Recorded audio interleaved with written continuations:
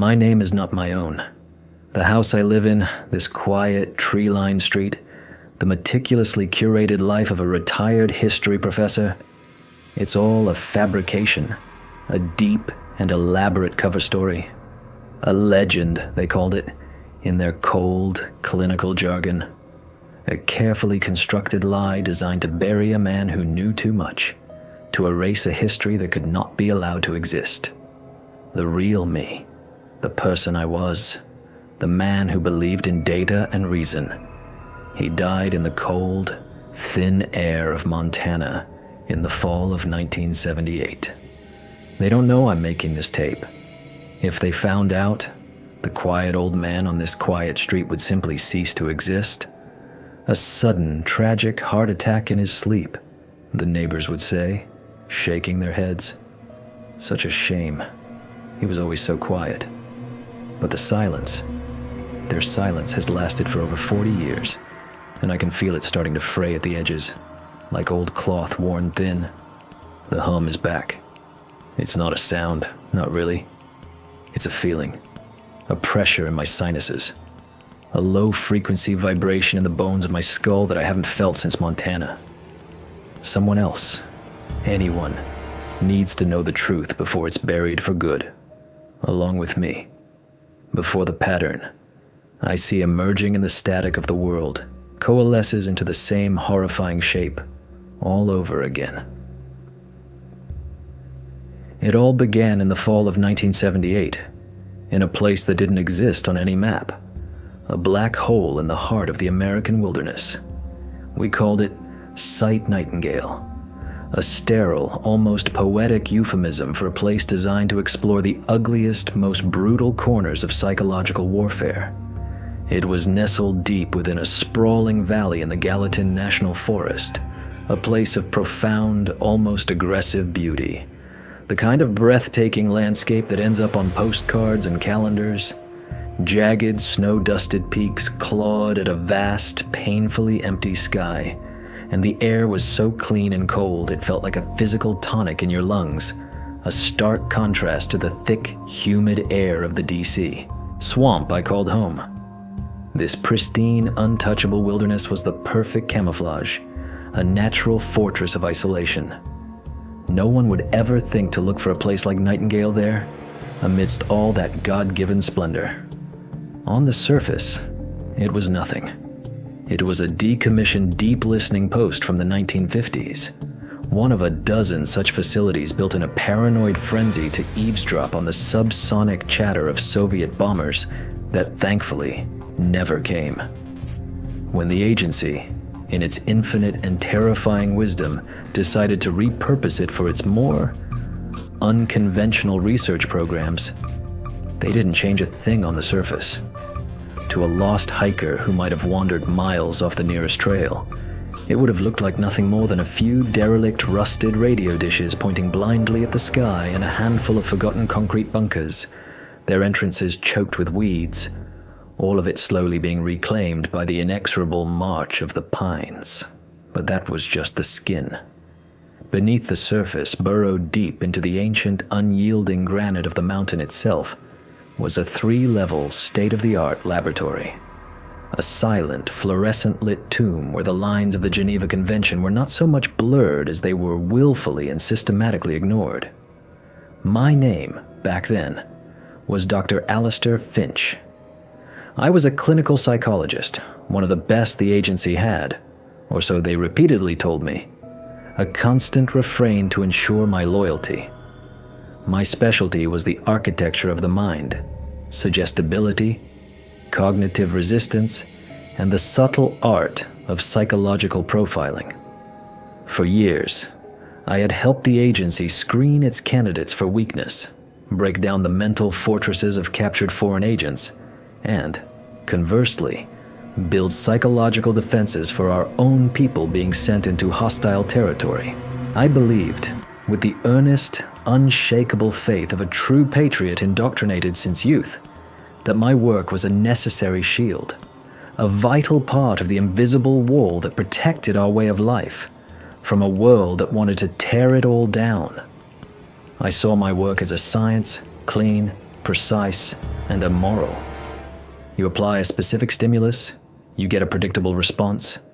You find a flaw, a crack in a man's psyche, and you exploit it with the precision of a surgeon. It was all quantifiable. It was all in a way that I now find utterly terrifying.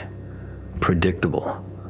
I was 38 years old at the absolute apex of my field, and I was about to have my entire worldview, my faith in science and reason, dismantled, piece by agonizing piece. The project that would do this was codenamed Cascade. Its stated objective on the crisp classified paper it was written on was simple, and, by the shadowy standards of the Directorate of Science and Technology, almost benign. We were tasked to develop a non-invasive, non-chemical method to dramatically increase a subject's suggestibility to post-hypnotic commands. The potential applications were a spy master's dream, a game changer of enormous proportions. Imagine being able to give a captured spy a simple, spoken trigger phrase that would make them cooperative without the messy, unreliable, and politically inconvenient business of physical torture. Imagine being able to embed a complex command in a friendly foreign asset, a simple instruction they would carry out days or even weeks later without any conscious knowledge of why they were doing it. It was the holy grail of psychological operations, clean, efficient, untraceable, and most importantly, completely deniable. The architect of this audacious dream was a man named Dr. Eris Thorne. Eris was a certified genius. Of that there was absolutely no doubt. He was a neurophysicist cross-trained as a brilliant electrical engineer, a man who saw the human brain not as the sacred seat of consciousness and soul, but as a complex, wet-wired bioelectrical receiver, a machine that could be tuned, jammed, or hijacked.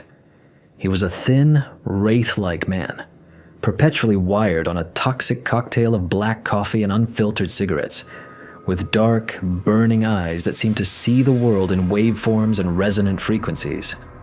Where I saw the intricate tapestry of human psychology, Eris saw nothing but biological static and signal-to-noise ratios.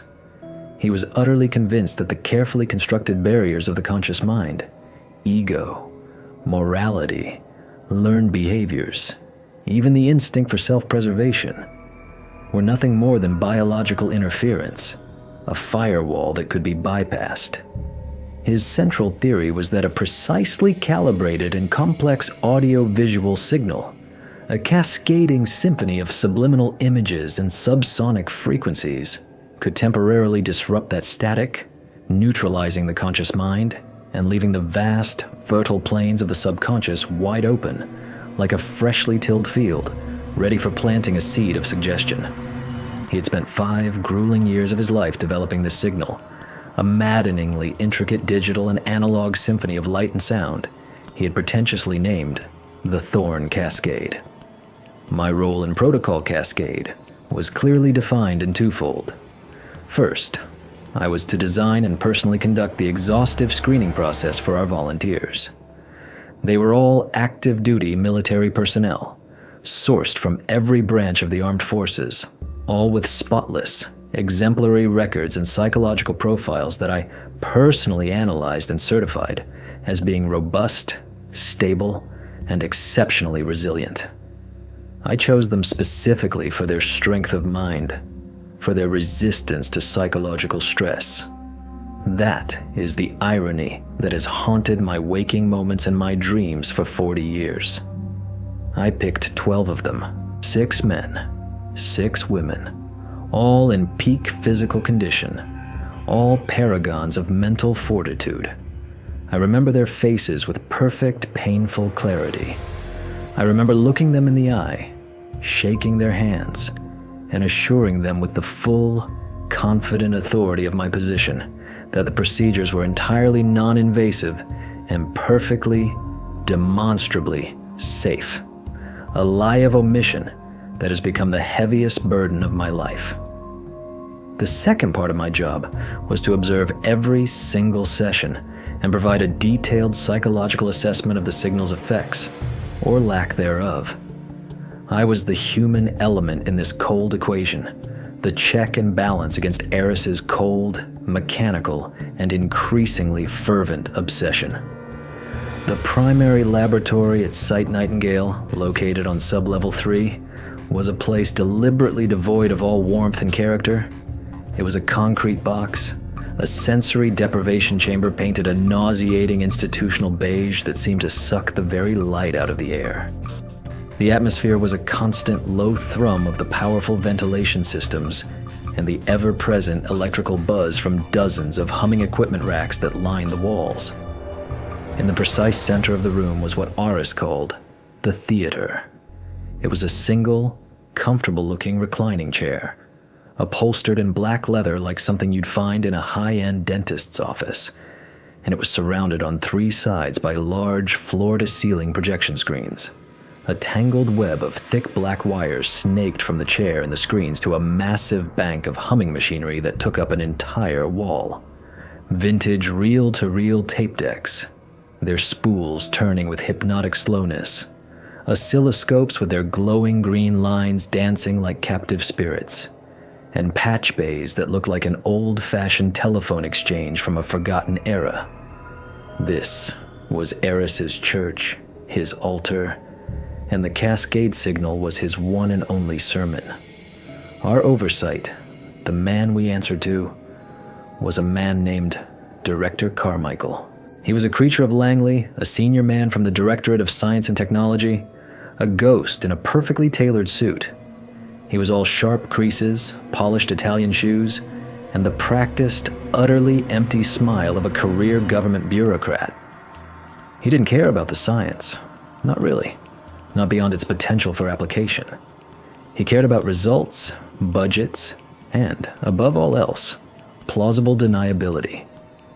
He would fly in from Washington, D.C. every few weeks, a silent, imposing figure, and listen to our progress reports with an air of profound impatience, his fingers drumming a silent rhythm on the polished mahogany of the conference table. "Make it work, gentlemen," he'd say, his voice as smooth as silk, but with an undercurrent of unyielding steel. The applications are too important to let this languish in the theoretical. He was the pressure, the faceless institutional authority that pushed us to ignore the small, nagging red flags that were already starting to appear, even in those early days. We began the trials in early October of 1978. The protocol was meticulous, a testament to my own obsessive nature. Each of the 12 subjects would undergo a 2-hour session in the theater. They would be fitted with a high-fidelity headset for the audio component and a custom-built EEG cap to monitor their brain activity in real time. Before each and every session, I would conduct a baseline interview, establishing their emotional and cognitive state with a battery of questions and simple tests. Then, with me observing from a darkened booth behind one-way glass, Aris would begin the Cascade. The lights in the lab would dim to a deep twilight, and the show would begin. The screens would come to life, flickering with a chaotic yet strangely rhythmic sequence of abstract patterns, strobing geometric shapes, and split-second flashes of mundane, everyday images. A child's bicycle, a doorknob, a bird in flight, a smiling woman's face, all presented far too fast for the conscious mind to register or process. At the exact same time, the audio would begin. It wasn't music, not in any recognizable sense. It was a layered, complex, and deeply unsettling soundscape of low-frequency hums that you felt more than heard, shifting fields of white noise, and what sounded like distorted, whispered vocalizations, all woven together into a signal that made the fine hairs on your arms stand up and a knot of anxiety tighten in your gut. It was profoundly unsettling, even from the relative safety of the observation booth. After each 2-hour session of this sensory assault, the subject would be unhooked and brought to my quiet observation room down the hall. There, I would give them a simple, harmless, post-hypnotic suggestion. When I offer you this glass of water, you will feel an overwhelming and irresistible urge to stand up and sharpen every pencil on my desk. Or, the next time you hear me say the word blue, you will immediately tie your left shoe. Simple, easily measurable, binary tasks. Then we would wait, and absolutely nothing would happen. For 3 solid, frustrating weeks, we ran the tests. 12 subjects, multiple sessions each, over and over again. The results were not just disappointing, they were completely, utterly non-existent. The subjects would emerge from the theater feeling a little disoriented, sometimes complaining of a mild headache or slight nausea. But that was the extent of it. My carefully worded post-hypnotic suggestions fell on deaf ears, time and time again. They drank the glass of water and completely ignored the pot of unsharpened pencils. I would say the word blue in conversation, and they would just look at me, a flicker of confusion in their eyes, before continuing the conversation as if I'd never said it. The EEG readouts were equally, if not more, frustrating for Eris. He had predicted a specific, dramatic shift in brainwave patterns, a unique signature that would be the smoking gun, the proof that his signal was breaching the static, as he put it. Instead, all we saw was a slight, almost negligible increase in alpha wave activity, the kind of brainwave you'd see in someone lightly meditating or even just daydreaming, and absolutely nothing more. The signal, the product of 5 years of Eris Thorne's obsessive life, was, for all intents and purposes, a colossal, expensive failure. I tried to be diplomatic, to salvage what I could of his shattered ego. Perhaps the core frequency needs a slight adjustment, Eris, I'd suggest gently. Maybe the visual component is too chaotic, and it's being filtered out by the brain's natural defenses. But Eris became more and more withdrawn, more paranoid and defensive with each passing failure. He would spend entire nights locked alone in the lab, poring over the mountains of useless data, his face illuminated by the green glow of the oscilloscopes, utterly convinced he was missing something vital. "It's in there, Alistair," he'd whisper to me, his eyes wide, bloodshot and burning with a feverish light. "The effect is there. It's just subtle. It's deeper than we thought. We're not measuring it correctly. We're looking for a shout when it's a whisper." He started talking about the signal as if it were a living thing, a conscious entity that was actively choosing not to reveal itself to our crude instruments. It was the first time I felt a genuine cold flicker of professional concern for his state of mind. He was losing his objectivity, falling in love with his own creation to the point of delusion. The end came swiftly and without ceremony in the first week of November. Director Carmichael flew in from DC, and his face was a mask of cold, controlled disappointment. We sat in the sterile conference room on sublevel 1, the 3 of us, under the harsh glare of the fluorescent lights.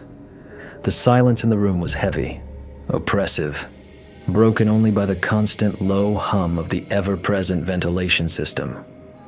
I presented my findings, my voice sounding flat and clinical in the dead air.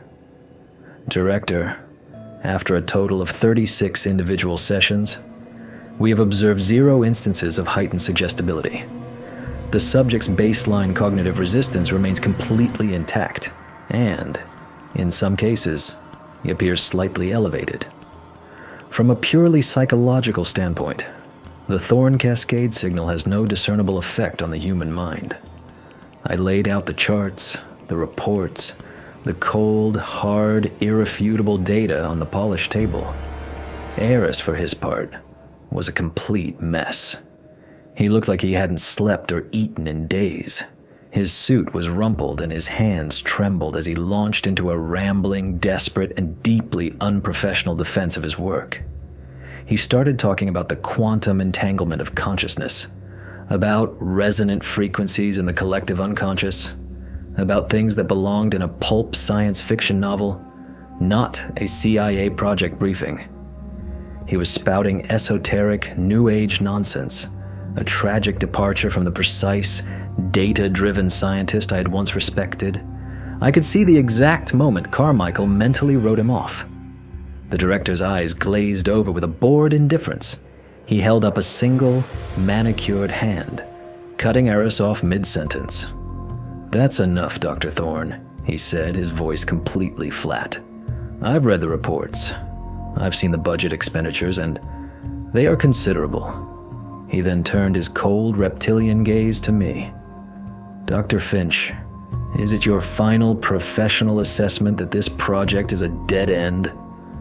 I hesitated for a fraction of a second, a moment that stretched into an eternity.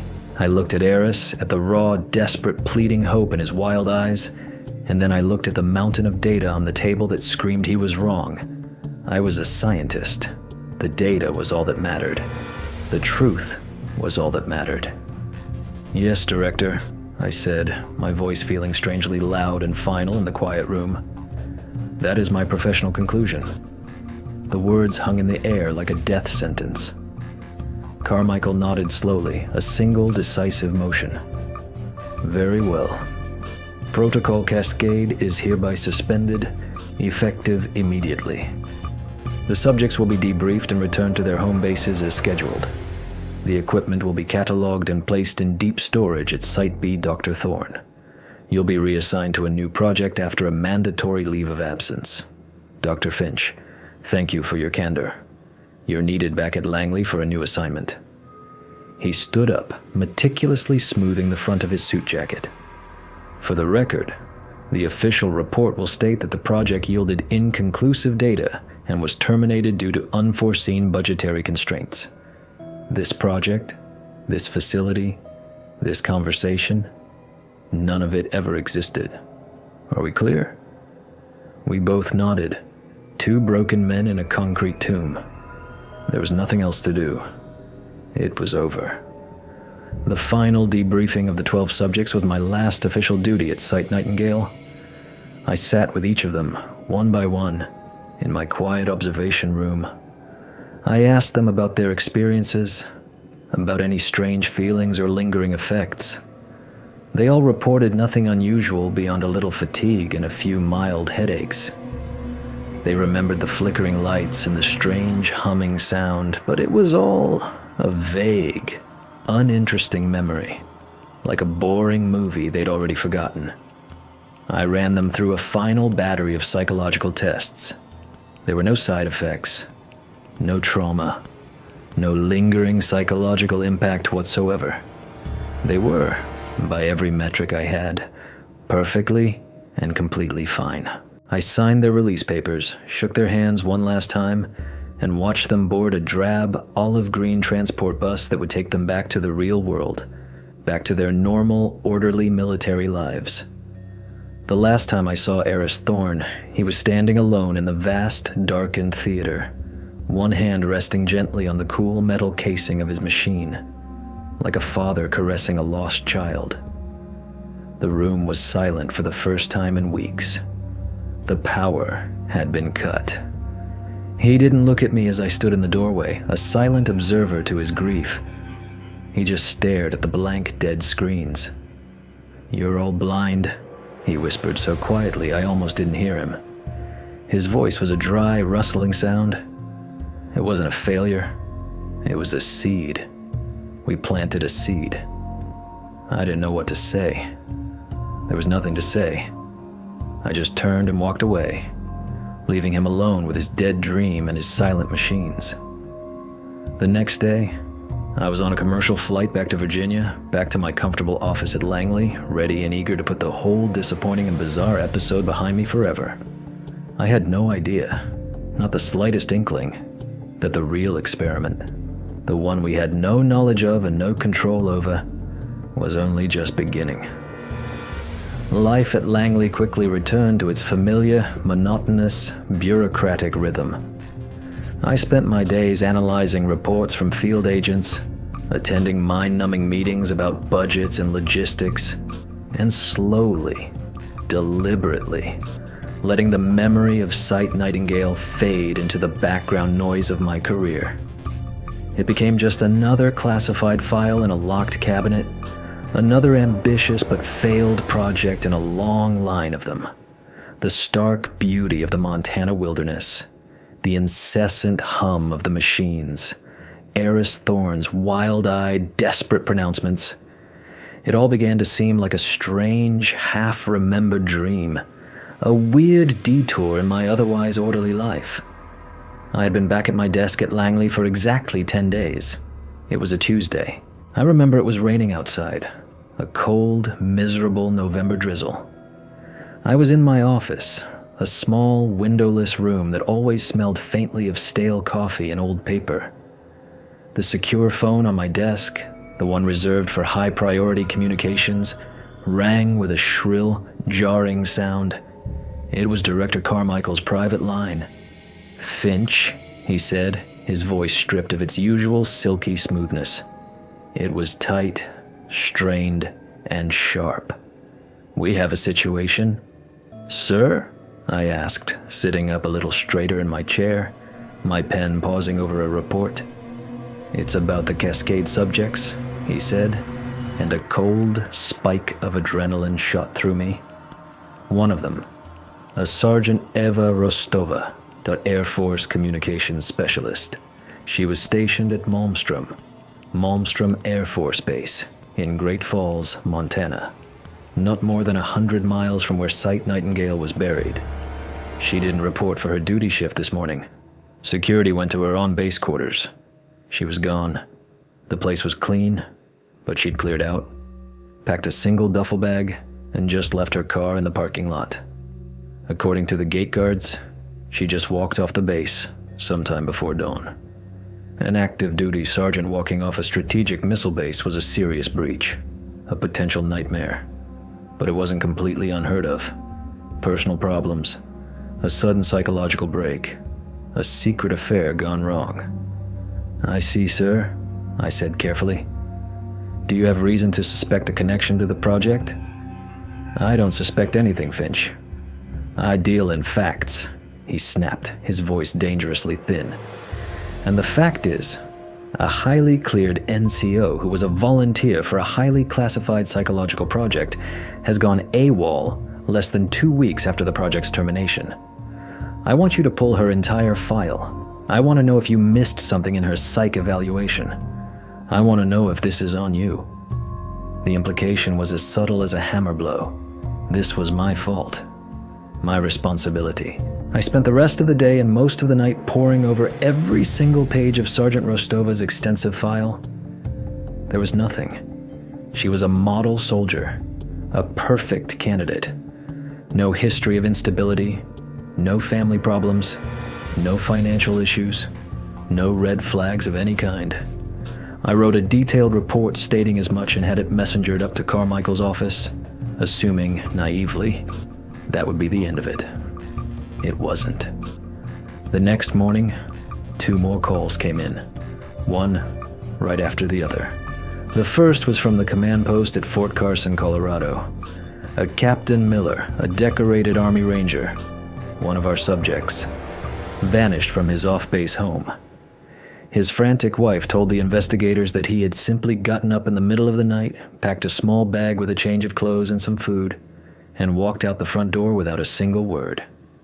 The second call was from Naval Base Coronado in California. Petty Officer Jensen, a Navy SEAL. The exact same story. Gone. His roommate said he saw him leave around 4 in the morning. He was walking, just like Rostova. Just walked off into the pre-dawn darkness, heading east.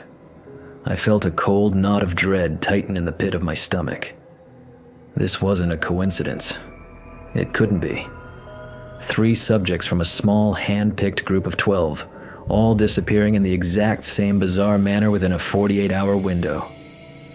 I left my office and went straight to Carmichael's, forgoing all protocol. He was standing in front of a large, wall-mounted map of the United States, his back to me. He didn't turn around when I entered the room. "It's 5 of them now, Finch," he said, his voice a low, gravelly growl that barely concealed a rising panic. 2 more checked in this morning. a Marine gunnery sergeant from Camp Lejeune and a female cryptographer from Fort Meade. He finally turned to face me, and I was shocked by his appearance. His normally immaculate suit was rumpled, his tie was loosened, and his face was pale and drawn. His eyes, usually cold and calculating, were shot through with a raw, naked fear that I had never seen in him before. They're all gone. They all just packed a single bag, walked away from their homes, their cars, their lives, and disappeared. "What about the other 7? I asked, my own voice barely a whisper. "We have covert teams from the Special Collections Service scrambling to locate them. We're trying to be discreet, to keep a lid on this, but it's falling apart fast." He gestured numbly to the map. On it were 5 bright red pins, marking the last known locations of the missing subjects: Malmstrom, Carson, Coronado, Lejeune, Meade. They were scattered across the continent, thousands of miles apart. Field agents are talking to their families, their friends, their commanding officers. The story is the same every single time. They seemed fine, perfectly normal, and then they just left. For the next 24 hours, Carmichael's outer office was transformed into a makeshift command center. Secure phone lines were installed, and analysts brought in maps and charts. Reports trickled in, each one adding another layer to the growing, incomprehensible mystery. We managed to get covert surveillance teams on 3 more of the subjects before they could disappear. They were placed under heavy, but unseen, observation.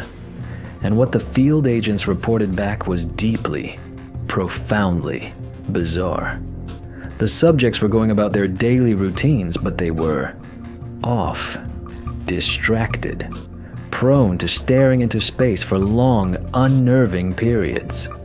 One of them, a high-level analyst at the Pentagon, was observed by his handler simply stopping in the middle of a crowded hallway for a full 20 minutes, standing perfectly still like a statue, before abruptly snapping out of it and continuing on to his meeting as if nothing at all had happened. They were all exhibiting the same low-level, deeply unsettling dissociative behavior. And then, at precisely 0300 hours on the 3rd day, it happened. All of them, simultaneously. The 3 subjects we had under active surveillance and, as we would later learn from frantic reports, the 4 remaining subjects we hadn't managed to locate yet.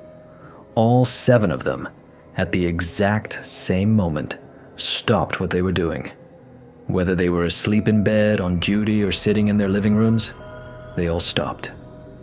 They packed a single small bag with practical items, a change of clothes, a bottle of water, any cash they had on hand. They abandoned their homes, their cars, their families, their entire lives, and they began to travel. The reports that flooded in from the surveillance teams were frantic, confused, and laced with disbelief. The subjects weren't taking planes or trains. They were hitchhiking on lonely highways, boarding long-distance Greyhound buses, or in 2 cases, simply walking along railroad tracks. They were all moving with a quiet, relentless, unyielding purpose. They didn't speak to anyone unless it was absolutely necessary to purchase a ticket or a bottle of water. They just moved, their faces blank, their eyes fixed on some distant, unseen horizon. We tracked them using every asset the agency had at its disposal. Credit card pings, bus station manifests, highway patrol sightings, satellite imagery. And as we placed the new, updated pins on the map in Carmichael's office, a terrifying, impossible pattern began to emerge. They were all moving towards the same point. From California, from North Carolina, from Maryland, from Colorado, from all across the nation. Their paths, if you drew them on the map with a grease pencil, were converging like spokes on a wheel. They were all, by different, winding routes, heading back to the one place that connected them all, Montana. But not to Site Nightingale. They were heading to a specific remote patch of empty ranch land about 50 miles south of it. An empty, forgotten corner of the state, notable for nothing. I stood there in that silent, smoke-filled office, staring at the map. The lines drawn between the pins looked like the shimmering strands of a vast, invisible web, and the missing subjects were like spiders, all crawling inexorably towards the center. The cold knot in my stomach had become a solid block of ice. Eris Thorne's last whispered words echoed in my head, a ghostly premonition. It wasn't a failure. It was a seed. We planted a seed. He was right. We had planted something deep in the fertile soil of their subconscious minds. And now, something, somewhere, was calling it home. The Cascade had failed to make them suggestible to us, but it had apparently succeeded beyond our wildest nightmares in making them suggestible to something else entirely. A ghost signal broadcasting from God knows where, for God knows what purpose. Carmichael finally looked away from the map, his face ashen. He looked at me, his eyes filled with a terror that had finally overwhelmed his bureaucratic composure.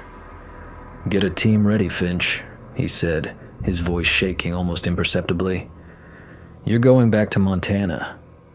I want to know what the hell is going on, and I want it contained, by any means necessary." The flight to Montana was a grim, silent affair, a journey back into the heart of a nightmare I thought I had escaped. We flew on a blacked-out agency transport, a C-130 Hercules, with its Air Force insignia painted over in matte gray. The cabin was cold and smelled of jet fuel and fear. The team consisted of myself, a 6-man security squad of humorless ex-Special Forces operators who looked like they were carved from granite, their faces impassive and their eyes constantly scanning, and a nervous, young communications tech named Harris, who looked barely old enough to shave. The man in charge of the field operation was an agent named Shaw. He was the polar opposite of a creature like Carmichael. Shaw was a man of action, a quiet, grizzled veteran of a dozen dirty little wars in places that didn't officially exist on any map. He was calm, deeply professional, and radiated an aura of lethal competence that was both reassuring and terrifying. He didn't say much during the long flight, just sat at a fold-down table, studying satellite photos and topographical maps of the target area, his face an unreadable mask of concentration. I spent the flight trying desperately to force my panicked mind back into the familiar, comfortable box of scientific rationalism.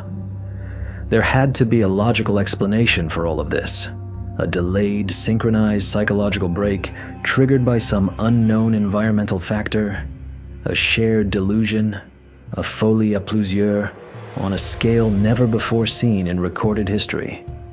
Maybe, just maybe, Eris had embedded a subconscious trigger in the signal, a hidden, dormant command that was now activating.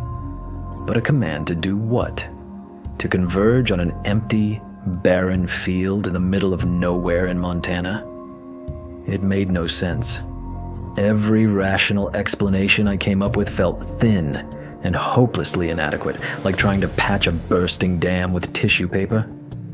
We landed at a small, private airfield outside Bozeman that the agency kept for just such occasions, a ghost strip that didn't appear on any official charts.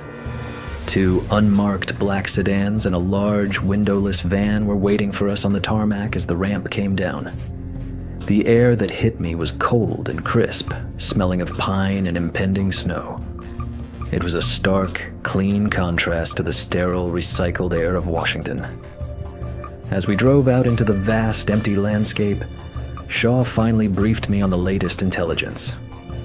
"We have positive visual confirmation on 9 of the 12 subjects," he said, his eyes fixed on the empty ribbon of road ahead. "The remaining 3 are presumed to be with them. They've converged at the location we identified from their travel vectors. It's a piece of land owned by a long-defunct cattle ranch. The place has been abandoned for decades. It's isolated. The nearest town is 30 miles away." "What are they doing?" I asked, my heart pounding a heavy, fearful rhythm against my ribs. Shaw was silent for a long moment. He glanced at me in the rearview mirror, and for the first time, I saw a flicker of something other than professional calm in his eyes. It was profound uncertainty. "They're building something," he said, his voice low and flat. "We have a high-altitude drone overhead, a KH-11. The resolution isn't perfect, but it looks like they're constructing some kind of structure." "Building? With what?" I asked, bewildered. "Scrap," he replied. "They've been scavenging like rats. Fence posts from the old ranch, rusted farm equipment from a derelict barn on the property, parts from a junked pickup truck they found in a dry ravine. We have one credible report from a local sheriff about a significant length of high-tension power cable being stolen from a downed utility pole about 5 miles from the site. We think it was them.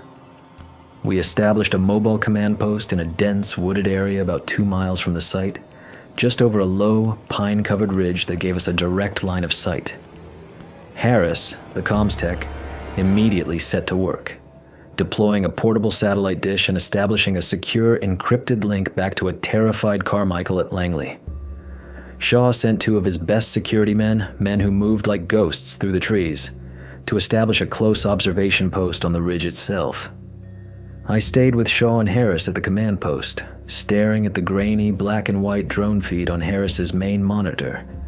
The image it displayed was one of the most surreal and disturbing things I have ever witnessed. A group of people, I counted all 12 of them, moving about in a wide, barren field under a vast gray sky. They were dressed in their normal civilian clothes, now dirty, ragged, and torn from days of arduous travel. And they were working. They moved with a strange, silent, synchronized grace, a level of seamless cooperation that was deeply, fundamentally unsettling. There was no chatter, no shouting of instructions, no visible leadership. One subject would pick up a heavy piece of rusted sheet metal, and without a word or a glance, 2 others would appear at their side to help them carry it. Another would be digging a hole in the hard ground with a piece of sharpened scrap, and a third would arrive at the perfect moment with a length of old pipe to place in it. It was exactly like watching a colony of ants or a hive of bees. A perfect, silent, and terrifyingly efficient hive mind. And the structure they were building, it was bizarre. A thing of madness. It wasn't a shelter or any kind of recognizable building. It was a chaotic, asymmetrical lattice of scavenged metal, climbing upwards towards the overcast sky like a thorny, dead tree. It looked like a cubist painter's nightmarish idea of a radio antenna. It had no discernible logic or engineering principles to its design, yet they were building it with an obvious, unwavering, and terrifying purpose. "Have you tried to make any contact?"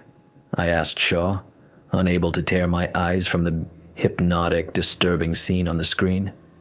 "We sent a 2-man team in yesterday morning," he said, his voice a low, grim whisper. "Standard approach, slow, non-threatening, hands visible, called out to them. They got within 50 feet. "And?" I pressed. "Nothing," Shaw said, shaking his head slowly. It was like our men weren't even there. The subjects just kept working. They didn't even look at them. They just walked right around them as if they were rocks or trees. They're not responding to any external stimuli at all. He paused, his jaw tight. "We thought maybe it was a prearranged plan, a sophisticated sleeper cell activation. So we tried broadcasting the standard counter commands. The fail-safe trigger words that were supposed to be embedded in their basic training to snap them out of any conditioning." "And?" I asked again, though I already knew with a sickening certainty what the answer would be. "Nothing," he repeated, his voice now laced with a cold fury. "It's like there's no one home. The lights are on, the body is moving, but the person who used to live inside that body is gone, evicted." He finally looked away from the screen and directly at me, his professional calm completely cracking. "What did you people do to them, Doc? What the hell did Thorne put in their heads?" I had no answer for him. I had no answer for myself.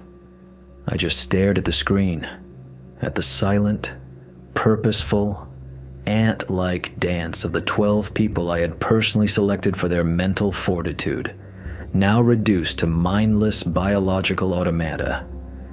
They were acting on a set of complex orders, a detailed blueprint for this insane structure that had been imprinted directly onto their subconscious minds like a tattoo on the soul.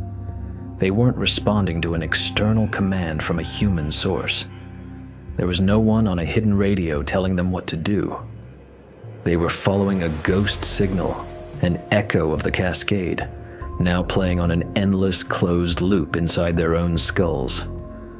The first attempt to physically intervene was a catastrophic, unmitigated disaster. Against my strenuous and repeated objections, Carmichael, his voice tinny and shrill over the secure sat phone from the sterile comfort of his office 2,000 miles away, ordered Shaw to bring one in. He wanted a subject for interrogation, for study, for vivisection. He wanted a piece of the puzzle he could hold in his hands and show to his superiors. Shaw, for all his field experience, was a good soldier.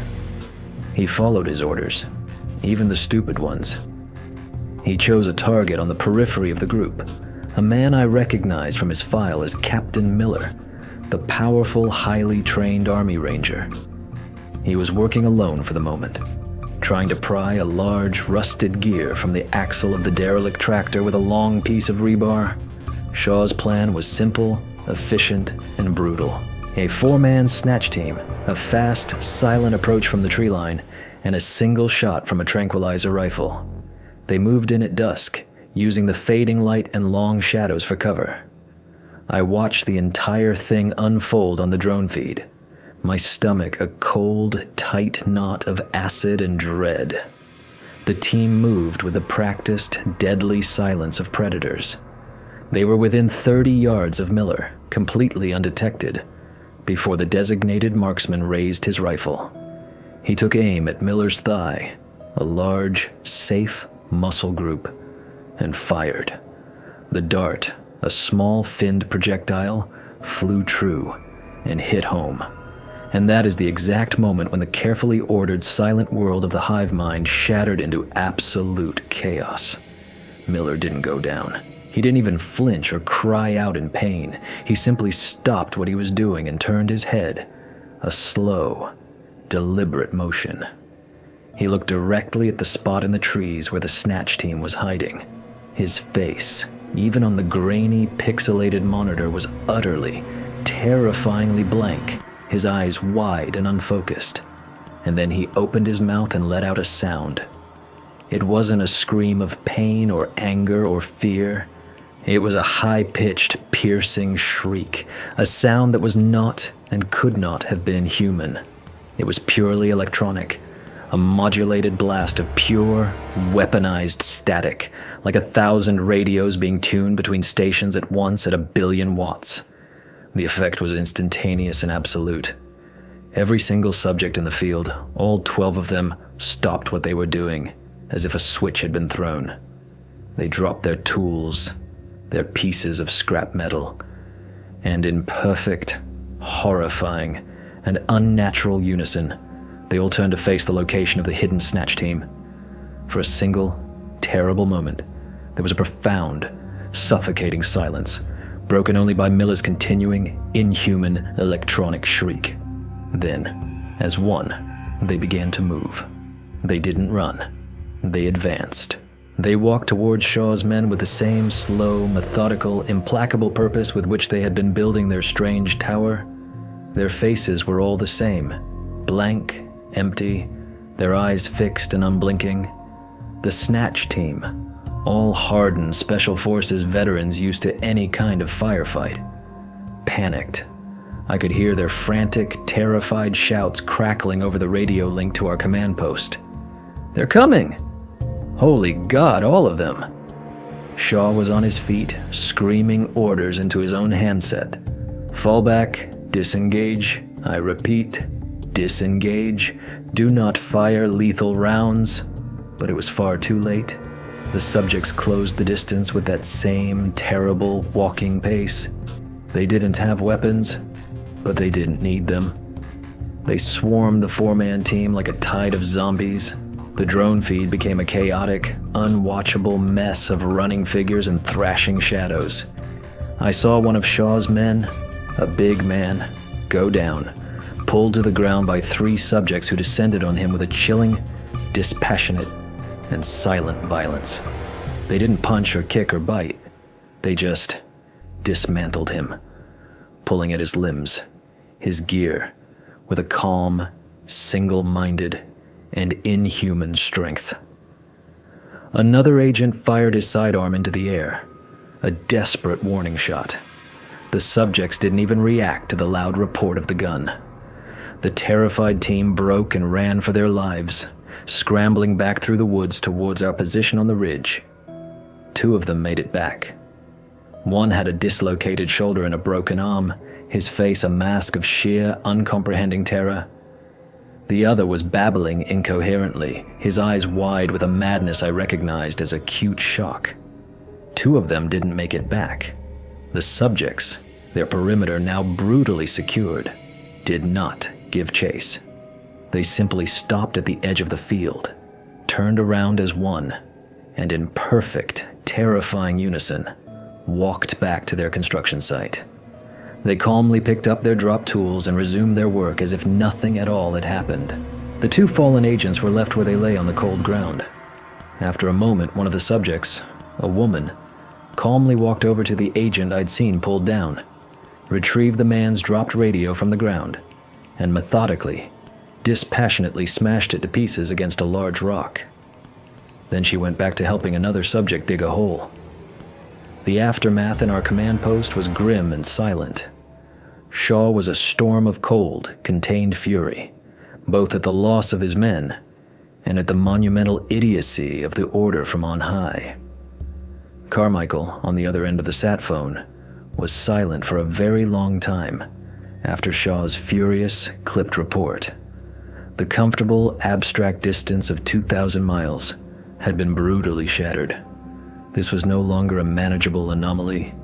It was a catastrophic, bloody failure, and it was escalating by the hour. We spent the next 36 hours just watching and waiting. No one was going near that field again. The drone stayed overhead, a silent, all-seeing eye in the sky. The subjects worked continuously. They did not sleep. They did not eat or drink. They did not rest. They just worked on their monstrous skeletal antenna. It was growing taller now, maybe 40, 50 feet high, a jagged finger of rust and wire pointing at the heavens.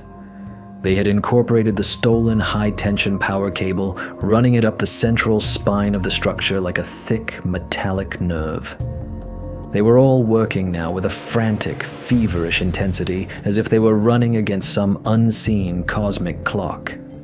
I felt like I was losing my mind. The scientific, rational part of my brain was screaming that this was impossible. Human beings cannot function without rest, without sustenance, without water. It is a biological impossibility. But I was watching it happen with my own two eyes. The logical, ordered part of my mind had completely broken down, leaving only a raw, primal, and gnawing fear. I kept going back to Eris Thorne, to his wild theories. I had Harris pull Eris's complete research file from the digital archives he had brought with him. I started reading his theoretical papers, the ones I had once dismissed as the esoteric, unscientific nonsense of a desperate man. And there, buried deep in a long, rambling footnote of a paper titled Resonant Consciousness in Bidirectional Quantum Waveforms, I found it. A single, terrifying paragraph. In it, Eris theorized that the Cascade signal, at its highest potency, wasn't just a key to unlock the subconscious. He believed that, under the right and very specific conditions, it could do something far more profound and terrifying. It could retune the brain's fundamental bioelectrical field, turning it from a closed, self-contained system into a passive, biological transceiver. He wrote, and I remember the words verbatim because they are burned into my memory. The subject would effectively cease to be an individual consciousness and would instead become a functional node in a wider, non-local network. Their biological processes sustained not by conventional metabolic means, but by the resonant energy of the signal itself. It was insane. It was the fever dream of a madman. It was the stuff of the worst kind of science fiction. But as I looked up from the glowing screen of the terminal to the drone feed on the monitor, at the 12 men and women working tirelessly and without pause in the cold Montana twilight, I knew, with a certainty that chilled me to the bone, that it was true. We hadn't just planted a simple suggestion in their minds. We had fundamentally and irrevocably changed their very nature. We had turned them into biological machines, puppets of flesh and blood and bone, being driven by a signal we couldn't detect, from a source we couldn't identify, to build a thing we couldn't possibly comprehend. On the third night after the failed and bloody intervention, something changed. The pace of the work, which was already frantic, intensified to a fever pitch. They moved with a frantic, jerky, inhuman energy. They were making the final connections, stringing smaller, thinner wires from the main structure to what looked like a series of grounding rods they had driven deep into the hard, frozen earth. The very air around our command post grew heavy, thick, charged with a palpable static electricity that made the hair on your skin prickle and your teeth ache. Harris's sophisticated communications equipment was going completely haywire, the monitor screens filling with roiling snow, the speakers emitting a low, crackling, and deeply malevolent hum. "I'm getting massive EM interference, sir," Harris said, his voice tight with a rising panic. "It's coming from their location. The field strength it's impossible. It's off the charts. There's nothing out there that should be able to generate an energy field this strong." Shaw stood next to me, his powerful binoculars pressed to his eyes, staring intently at the structure now starkly silhouetted against the last bloody vestiges of the sunset. "They're finishing it," he said, his voice barely a whisper. "Whatever the hell it is, they're finishing it." As complete darkness fell upon the valley, the structure began to glow. A faint, ethereal, blue-white corona of light, a ghostly St. Elmo's fire, danced and crawled along the entire metal latticework. The low hum we were hearing on the radios was now audible in the air itself, a deep, resonant thrum that you could feel in your teeth, in the bones of your chest. It was a sound that felt ancient, alien, and fundamentally wrong. And then, as suddenly as it began, they stopped, all at once. The frantic work ceased in an instant. They all took a single, synchronized step back from the glowing, humming antenna. They stood in a loose, perfect semicircle, facing the bizarre, otherworldly totem they had built. Their heads were all tilted back slightly, their faces turned up towards the dark sky, as if they were listening to something no one else could hear. The 12 of them stood there, perfectly still, bathed in the eerie, pulsating blue light of their unholy creation. The silence that fell then was more terrifying than the hum had ever been. It was a silence pregnant with a terrible anticipation, a held breath, waiting for a final cosmic hammer to fall. One of them, a woman I recognized with a jolt as Sergeant Rostova, the very first one to disappear, took a single, slow step forward. She stood directly at the base of the antenna, at the very heart of the glowing energy field. She raised her head to the star-dusted sky, and she spoke. Her voice was carried on the cold, still night air, seemingly amplified by the strange acoustics of the field, clear and loud. It wasn't her own voice. It was flat, completely devoid of any inflection or human emotion. It was the voice of a machine, a speaker, a mere conduit. "We are now ready to receive." For a single eternal heartbeat, nothing happened. The world seemed to hang in a moment of perfect, terrifying, and absolute suspense. Rostova stood there, her arms limp at her sides, her blank face turned up to the indifferent stars. The blue light from the antenna pulsed once, a brilliant, silent, blinding flash that illuminated the entire valley like a bolt of sheet lightning. And then they fell. It was not a staggered collapse. It was not a few at a time. It was all of them, at the exact same microsecond, as if a single invisible string that held them all upright had been simultaneously and violently cut.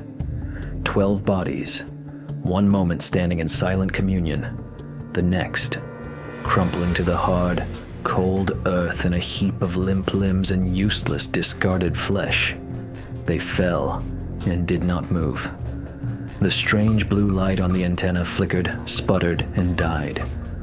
The deep, pervasive hum that had filled the air vanished. The static on our radios instantly cleared. Silence.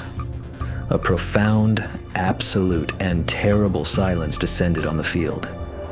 For a full minute, no one in our command post moved or spoke. We just stared at the monitors, at the 12 unmoving dark forms scattered around the base of the now dark and silent structure. Shaw was the first to break the paralysis. "Medics!" he choked out, his voice raw and hoarse. "Get the medics down there! Now!" The scene in the field was a tableau from a nightmare. The medical team, clad in full white hazmat gear just in case, moved with grim purpose from body to body. Their reports came back over the radio, clipped and professional, but laced with an undercurrent of shock and horror. No pulse, no respiration. Subject is deceased. 12 times, the same report. They were all dead. I went down there with Shaw. I had to see it for myself. The air was still and freezing cold.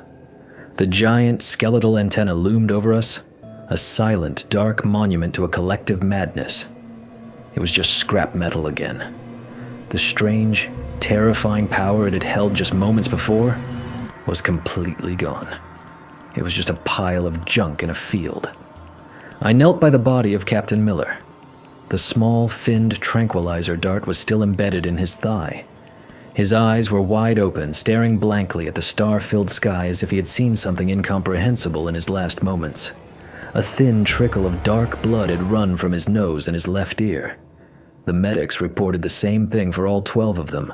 All showed clear signs of massive, catastrophic, and simultaneous cerebral hemorrhaging. Their brains had, quite literally, and for no discernible reason, burst. The cover-up began before the sun came up over the mountains. A fleet of unmarked black helicopters descended on the field like enormous carrion birds, disgorging teams of agency cleaners in dark gray jumpsuits. They worked with a chilling, silent efficiency that was as terrifying as the event itself. The bodies were unceremoniously zipped into black, heavy-duty body bags and loaded onto one helicopter. The structure, the insane, otherworldly antenna, was systematically dismantled. They cut it into smaller, manageable pieces with high-powered plasma torches, loaded it onto a flatbed truck that had arrived with the helicopters, and hauled it away into the pre-dawn darkness. By the time the first rays of dawn touched the valley, there was nothing left but a patch of trampled earth and a few dark, frozen stains on the ground. It was as if it had never, ever happened. The official report, which I was forced to co-author with a now composed and dangerously calm Carmichael, was a masterpiece of bureaucratic fiction. Protocol Cascade was never mentioned. The 12 subjects, their deaths staggered in the official records over a period of several weeks to avoid suspicion, were attributed to a delayed and unforeseen neurotoxic reaction to an experimental chemical agent used during a classified training exercise.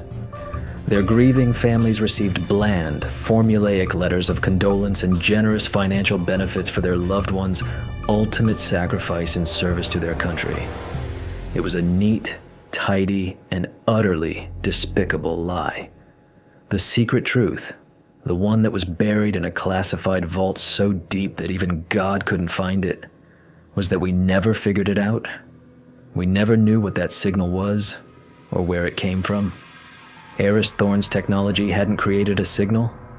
It had, just as he had theorized in his mad ramblings, simply turned 12 human minds into highly sensitive, organic receivers. It had opened a door we never knew existed, and something on the other side had looked through, picked up the telephone we were foolishly holding out, and spoken. The command to build the antenna wasn't from us. It wasn't from the Soviets or any other foreign power. It came from somewhere else entirely. The 12 subjects were never the intended recipients of the final message. They were just the biological tools, the living drones used to build the receiver. Their final spoken words, "We are now ready to receive," weren't for them. They were an announcement. The antenna was complete. The channel was open, and for a brief, terrible moment, something was received. The massive, unimaginable energy surge required for that reception was what had instantly killed them. They were the telephone, and the call had melted the wires. But what was the message? And who, or what, was it for? Did the transmission succeed? Did something, somewhere, get the information it was waiting for? We never knew. We slammed the door shut, dismantled the phone, burned the schematics, and pretended we'd never even made the call. But the terror of that unanswered question has been the central, defining horror of my entire life. The mystery was never solved. We just ran away from it like frightened children. I saw Eris Thorn one last time, a few weeks later. He was being held in a secure medical facility in a nameless desert, a quiet, comfortable hospital for agency employees who knew too much or had broken too completely under the strain. He was heavily sedated. He just sat in a wheelchair by a large barred window, staring out at a perfectly manicured lawn, a patch of impossible green in the middle of the brown wasteland. I tried to talk to him. I told him what had happened in the field. I don't know if he understood me, or if he was even capable of it. He just looked at me with those same burning eyes, now dimmed and clouded by powerful psychotropic drugs and a profound, soul-deep despair. "The call went through, Alistair," he whispered, his voice a dry, rasping rustle of leaves. "You can't unring a bell like that. You just can't." He was transferred to a permanent long-term care facility a week later, and his records, his entire existence, vanished from every government system. As far as the world was concerned, the brilliant and tragic Dr. Eris Thorn had never been born. And then it was my turn. The debriefing was not a conversation. It was an indoctrination, a psychological erasure. It took place in a small, windowless room deep in the bowels of the Langley complex. Two men in dark, nondescript suits, whose names I was not given and whose faces I can no longer clearly recall, sat across a cold steel table from me. They didn't threaten me, not overtly. They didn't have to. Their voices were calm, quiet, and utterly reasonable. They explained that a tragic accident had occurred. They explained that for overriding reasons of national security, the truth of that accident could never be known. They explained, with no room for negotiation, that my life as Dr. Alistair Finch was officially over. They gave me a new name, a new and meticulously detailed history, a generous and untraceable pension, and this quiet, anonymous life. It was a golden cage, but a cage nonetheless. They told me to forget, to move on, to never speak the words. Site Nightingale, Protocol, Cascade, or the names of the 12 people who died in a cold field in Montana. For 40 long years, I have obeyed. I have lived this lie. I have been the quiet history professor. I have kept the silence. But the fear never went away. The fear that the bell Eris talked about is still ringing. Out there in the vast, cold emptiness of the cosmos, too faint for most to hear, but screamingly loud to those who know how to listen. The fear that the door we so arrogantly kicked open was never truly closed. And lately, In the last few months, the fear has become something more. It started, as I told you, a low, pervasive hum, just at the very edge of my hearing, late at night, when the house is quiet. A strange, new fascination with looking at the patterns of white noise on an unplugged television screen.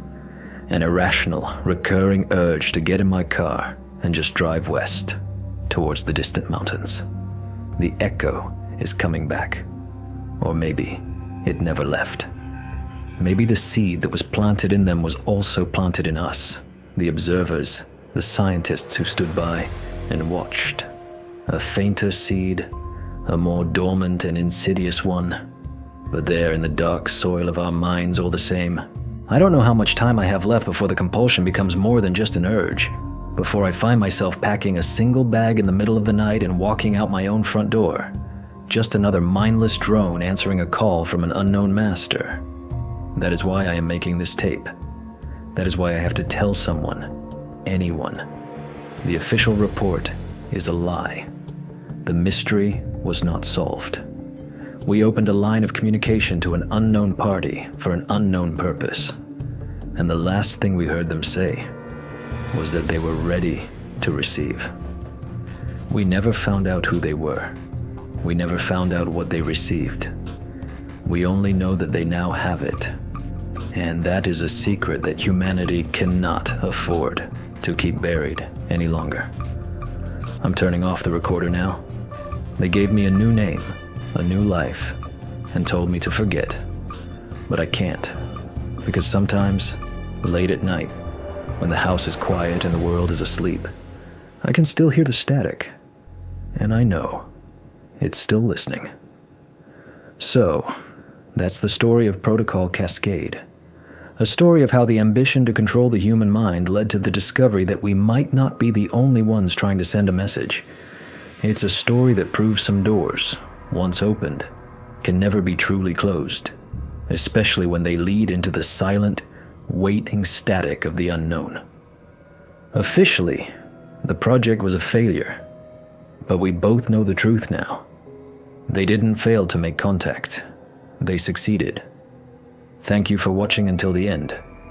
If this story made you think or look over your shoulder at a flickering screen, support the channel with a like and subscribe. And be sure to share your thoughts and theories in the comments below. Until next time, be careful what you listen for in the silence. You might just get an answer.